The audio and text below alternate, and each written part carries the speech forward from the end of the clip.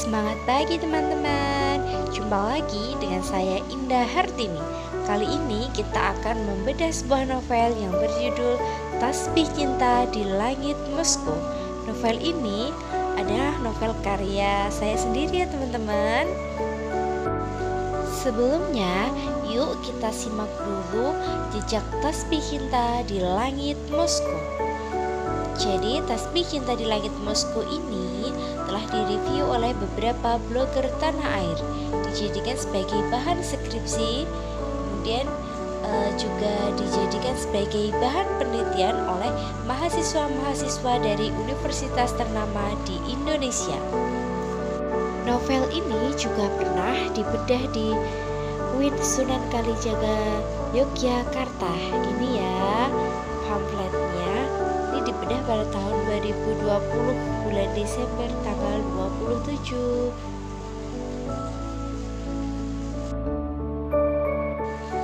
Ini adalah salah satu kesan dari pembaca yang pernah membaca Tasbih Cinta di Langit Moskow.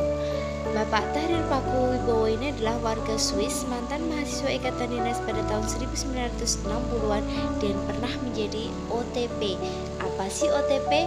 Yuk dicari di Google. Prolog Tasbih Cinta di Langit Moskow ini diawali dengan kegelisahan hati seorang gadis agnostik.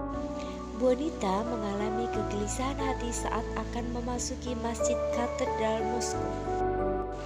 Oke teman-teman, kita akan memasuki sinopsis Tasbih Cinta di Langit Moskow. Tasbih Cinta di Langit Moskow diawali dengan kisah seorang gadis bernama Bonita Bengtson. Bonita merupakan seorang gadis agnostik yang penuh empati. Ketika kecil, Bonita beragama Islam, ayahnya seorang muslim yang taat dan ibunya seorang mu'alaf. Akan tetapi, Bonita menjadi seorang agnostik setelah ayahnya menikah lagi dan Bonita ikut dengan sang mama kembali ke Moskow.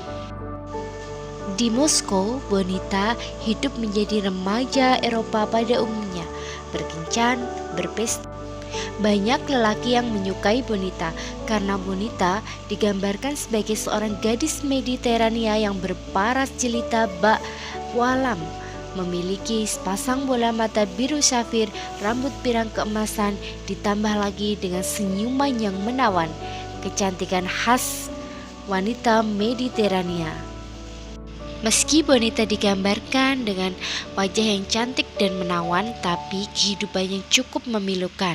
Sang kekasih mati mengenaskan, kakek yang ia sayangi ternyata seorang mafia, dan ibunya hilang tanpa kabar karena terlibat skandal dengan seorang perdana menteri.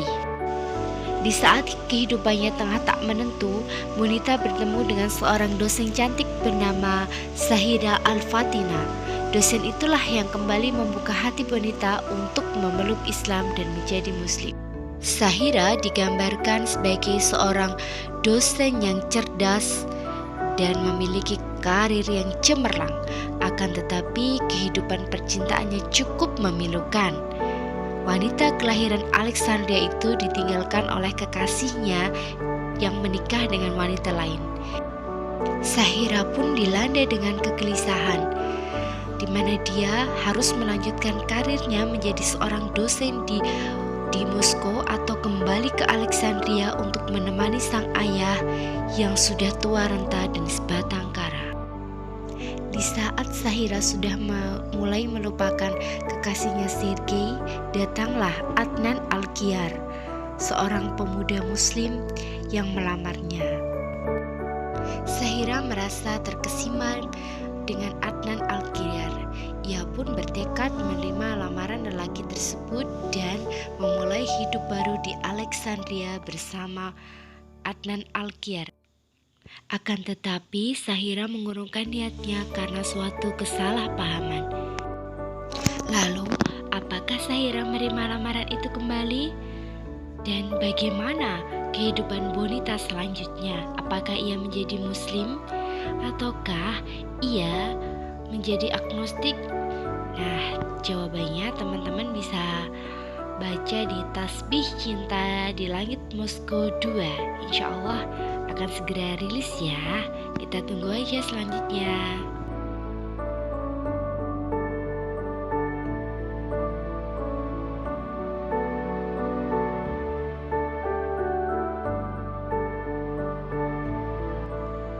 Ini adalah salah satu kutipan di novel Tasbih Cinta di Langit Moskow. Allah menghadirkan Sergei dalam kehidupanku tentunya dengan maksud dan tujuan, bukan sekedar datang dan pergi tanpa alasan. Terkadang memberi kebahagiaan, terkadang memberi luka. Namun, luka dan bahagia memang dua hal yang berbeda tipis, sangat tipis, hingga sulit dipisahkan. Bahagia tak akan pernah ada jika tak pernah merasakan luka. Luka tak akan pernah ada jika tak pernah merasakan bahagia. Mungkin takdirku bersama Sergei hanyalah sebuah pembelajaran untukku, agar aku menjadi lebih dewasa. Zahira Al-Fatina. Tokoh utama dalam novel ini ada dua, yaitu Bonita dan Zahira. Aku sebagai Bonita dan aku sebagai Zahira. Bonita adalah gadis agnostik yang moralis, penuh empati. Ia enggan beragama tapi percaya Allah. Ia membenci Islam tapi membela perjuangan Palestina.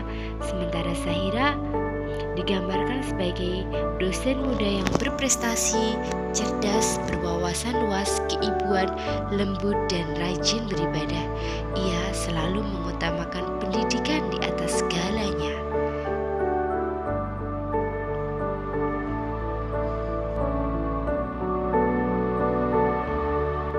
Pesan yang ingin disampaikan penulis dalam novel ini adalah: 1. Keikhlasan.